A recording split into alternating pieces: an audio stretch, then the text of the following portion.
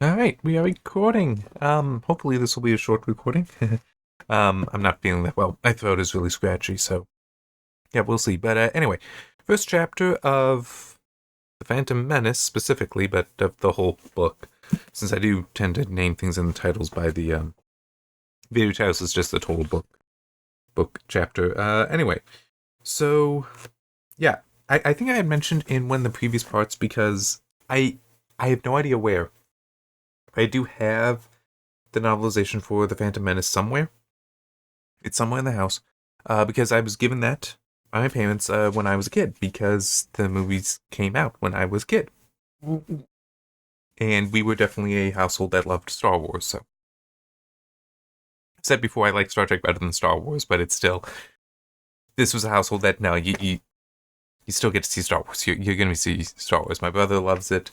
Um, I assume that my dad does as well, but my brother is the big fan, not far more than me. But anyway, I do remember a few things from that novelization, and so I'm basically rereading that one.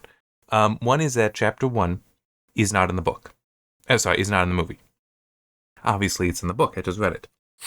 It takes place prior to the events of the movie, where it is Anakin in a pod race. And so you do have in the movie the racer is damaged, and there is some reference to him having crashed it in the movie. This is the race where that happens, and to be clear, I don't remember any of the details from it, so it was like I was reading it anew, reading it for the first time, but I do remember that, yes, that is in fact how the book started. Yeah, so one thing reading through it is interesting is you don't get, until the very end, you don't really get a sense of Anakin's age. Just it is written with a level of experience, and true, even at this point, he's already an experienced pod racer.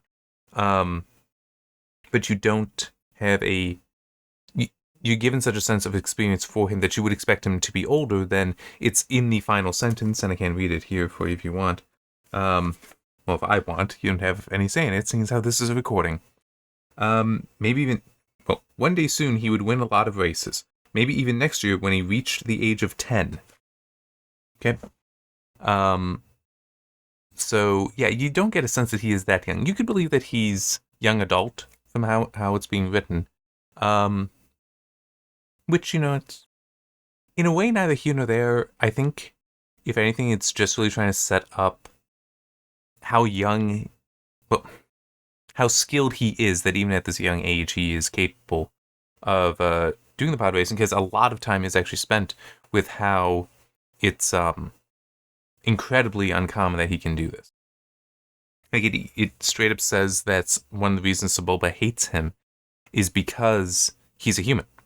And humans aren't supposed to be any good at pod racing because they don't have the extra limbs, they don't have the eye stalks, they don't have the ability to turn their heads 180 degrees, they don't have all these things that you seemingly need to be going at such high speeds in such tight courses. To be honest, reading it, I'm not really impressed by that, but I mean, it's just the whole, I'm reading this and it's like, aren't these things only supposed to be going at like the speed of jet fighters, which, I mean, that is definitely manageable for humans, clearly, but whatever. I mean, I get the whole, a jet fighter, there tends not to be many obstacles, you don't have many cliff faces that you can run into when you're normally flying one of those, but with a pod racer, yeah, it's definitely a risk, definitely a great risk. So I get that, but it's, still, it doesn't seem that unreasonable just based on speed alone that a human could do it. And obviously, if you've seen the movie, then you know that it is explained by Qui-Gon that part of the reason why he's able to do it is because he is so force sensitive, has such a strong connection with the force even, that he feels everything going on around him. So yes, he doesn't have the eye stalks, can't turn his head so far, but he has just an innate awareness of where he is and everything going on. To be fair, though, some of it for how it describes like every vibration of the pod it tells him things. So he feels one with it. It's like, again, that's something that a lot of people can describe. So but that may have been very intentional, to be fair, in order to make it seem like this is very familiar and also something that you'd expect from someone of greater experience than a 9-year-old. But then when he gets to he feels like he could just shut his eyes and still know where everything is, and that despite how quickly things going by, despite it being all a blur, he still has perfect awareness of where he is. I don't know. I still feel like you don't necessarily need the Force for that, but whatever. We can move on to the next thing, which actually does continue from that. It is interesting, the description used there of him in this barren area of Tatooine having such awareness of his environment. Because in the original trilogy, obviously I read Return of the Jedi most recently, Leia has a similar kind of experience on Endor, and Luke has one on Dagobah. Also in Return of the Jedi, I don't recall if there was one earlier for him. Not in New Hope. Would it have been... If it was on... if it was in Empire Strikes Back, it again would have been Dagobah. But both Dagobah and Endor are life-filled planets, are life-filled worlds. Tatooine, or at least this area of Tatooine, is not. So, with the Force being related to life force, that makes sense for them.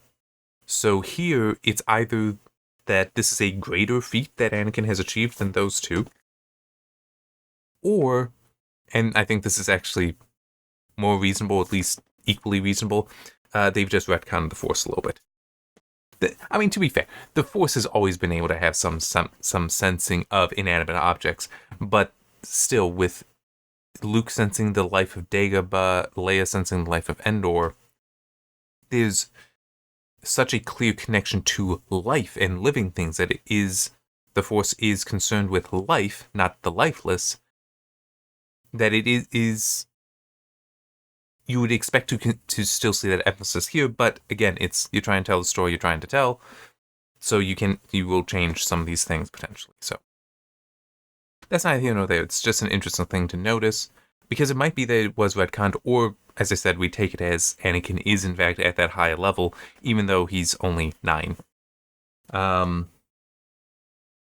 First chapter is relatively short, which isn't too surprising. I just want to quickly... oh, that's actually interesting. Chapter 2 is still on Tatooine. Okay. It looks like chapter 3 is where the movie actually starts. So, sometimes I like looking ahead like that. I'm just trying to think if there's anything else to mention. Not really. I did overall like how it was written. I don't have any... It's too early to have complaints about continuity and coherence, but you'll get them if they're there. But it was well written as far as that whole being able to describe the world, which I've admitted many times before. That's one thing I'm weak at, so I always enjoy seeing that and reading that, because it may help me improve at that later when I'm writing. Just trying to think if there's anything else to mention. Watto is a bit different in this chapter than you see in the movie. In this, it is set up that Watto forces Anakin, because it's like, you're my slave, you're doing this, to be in the races. But I want to say in the movie, and it has been a while since I've watched it, I want to say in the movie, Anakin was more willing to do it himself. That he enjoyed it, and it is very clear he does enjoy this in the book. But it seemed more of he was also wanting to do it, not just Watto makes him do it. So yeah, that is a little interesting. And I'm not sure how that may play out, because that I could definitely believe is something that Watto's character will have, that kind of difference between the book and the movie. Because one thing very clear with... Is it as clear with Phantom Menace? I mean, it's not unclear, but there was a desire by Lucas to have the prequel trilogy be more for kids. So Watto being a little bit more comedic makes sense in the movies, but I could believe that the books, since it's technically written by Terry Brooks, would have him be a bit more hard and So yeah, I mean that'll be interesting to see. So Bulba though seemed exactly like what he is, but he's supposed to be a villain. So well, I guess one other thing that did occur to me that is interesting. And this likely does exist as a kind of retcon to a degree anyway, is how it describes, and like even in the movie, you see Jabba overseeing the pod racing, and how he's there and there's another hut with him, which is quite different from the description you get in Return of the Jedi. Because in Return of the Jedi, he is an evil, depraved king, and his kingdom is filled with depravity as well. So the idea of him leaving that to come out for watching the pod racers, especially in his own box, kind of doesn't mesh. Unless you just go with, well, he's changed a lot in the about 30, 40 years. But I mean, in Return of the Jedi, it even mentions that even though he will go onto that sand barge, that is where he ultimately is killed. Even though he will go on that, he still keeps in the shadows because basically sunlight is a great disinfectant. I cannot pronounce that word for whatever reason at the moment. I'm blaming that I'm feeling sick. And it's like if he were to be in the sunlight, that exposure would harm him because he is such filth. And it just, the idea of him then going out for such events seems very, very unlikely. But then it's also, we do have it in New Hope. He can't, and that was originally cut out of the movie. We do have him visiting Han, which would be more akin to what we're seeing here. Well, yeah, he runs things, but he's not that filth that we see in Return of the Jedi. And seriously, if you read Return of the Jedi, he is such filth.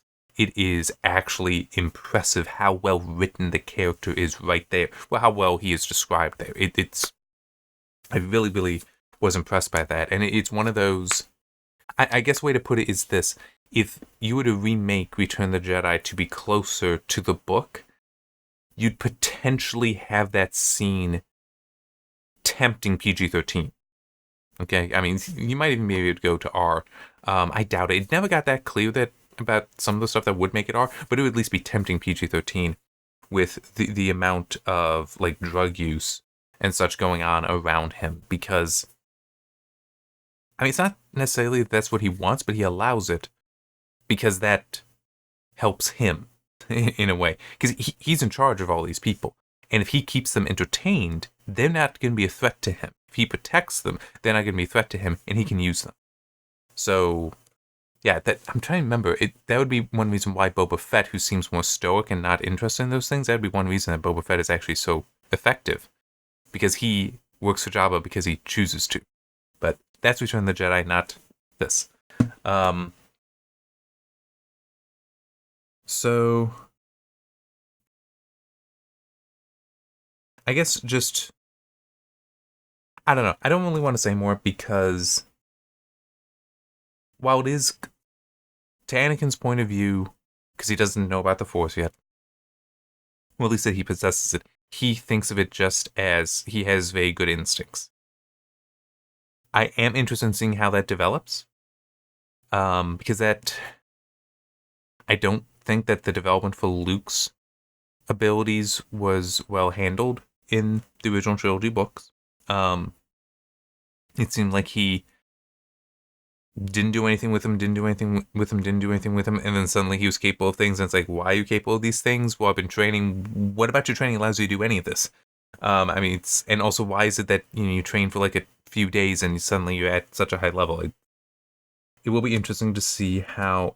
Not that we will see training. I doubt we will, but it still is if we get much of his thinking about having the Force and what that means, because he will eventually have that revealed for him and such. So it will be interesting to see how some of that goes.